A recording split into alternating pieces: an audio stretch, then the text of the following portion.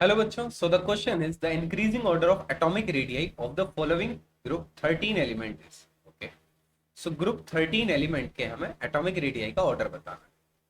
तो group 13 element जो होते हैं बेटा, वो होती है बोरोन फैमिली, यानी कि boron, aluminium, gallium, indium and thallium.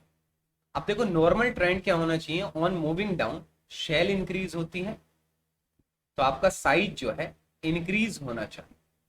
तो नॉर्मल ऑर्डर जो होना चाहिए बेटा, वो ये होना चाहिए: boron, aluminium, gallium, indium and thallium.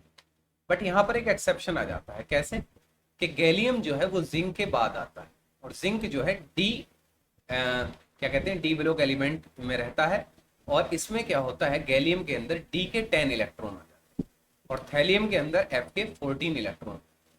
अब डी के 10 इलेक्ट्रॉन, एफ के 14 इलेक्ट्रॉन क्या करते हैं बेटा? ये करते हैं पुअर शील्डिंग। अब पुअर शील्डिंग देखिए क्या होती है, मैं आपको बता देता हूँ। पुअर शील्डिंग में क्या होता है कि सपोज करिए यहाँ पर ये पॉजिटिव चार्ज, और ये बाहर के इलेक्ट्रॉन पर सपोज करें कि कोई यहाँ पर कि वो कोई अट्रैक्शन लगाता है, और बीच में इलेक्ट्रॉन है। अब सपोज करिए बीच वाले इलेक्ट्रॉन, बीच वाली शेल के अंदर इलेक्ट्रॉन ना रहे, तो इलेक्ट्रॉन इलेक्ट्रॉन का जो रिपल्शन है वो कम हो जाएगा, और ये इलेक्ट्रॉन पॉजिटिव चार्ज के पास आ जाएगा। तो होता क्या है, इसे कहते हैं बेटा पुअर शील्डिंग। पुअर शील्डिंग में क्या होता है कि बीच वाली जो इलेक्ट्रॉन है उनका रिपल्शन कम हो जाता है।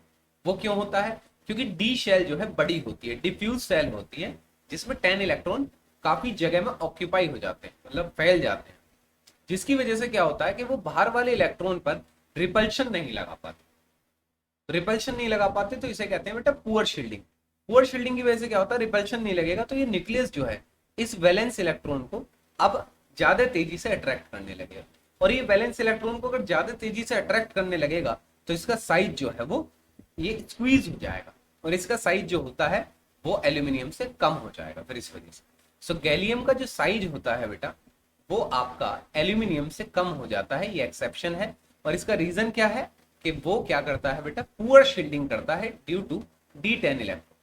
अब यही पुअर शील्डिंग F14 में और ज्यादा हो जाती है, लेकिन थैलियम में इतना फर्क नहीं पड़ता क्योंकि शेल जो है डोमिनेट कर जाती है। तो इसलिए थैलियम का साइज जो है रहता है अप्रोक्सीमेटली 2 से 4 पिकोमीटर का अंतर होता है, बट थैलियम का बड़ा होता है इंडियम से। तो hence the correct order should be gallium, aluminium, indium and thallium. So gallium, aluminium, indium, thallium का ऑर्डर है ऑप्शन बी में। Hence option B is the correct answer. And I hope the concept is very much clear to you. Thank you and best of luck.